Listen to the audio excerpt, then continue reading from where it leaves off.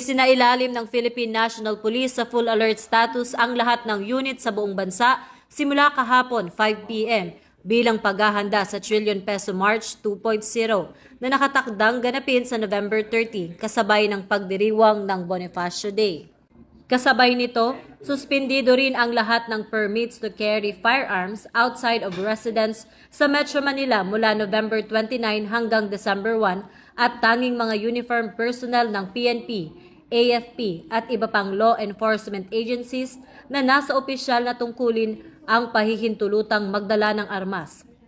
Binigyan diin ni Acting Chief PNP Police Lieutenant General Jose Melencio Nartatis Jr. na balanse ang pagpapatupad ng seguridad at paggalang sa karapatan ng mamamayan na may gabay na maximum tolerance pero zero tolerance sa anumang karahasan. Hinimok din niya na ang publiko na makipagtulungan sa mga otoridad, sumunod sa mga wastong direktiba at agad mag-ulat ng kahina-hinalang aktibidad upang matiyak ang ligtas at maayos na pagdaraos ng malaking pagtitipon.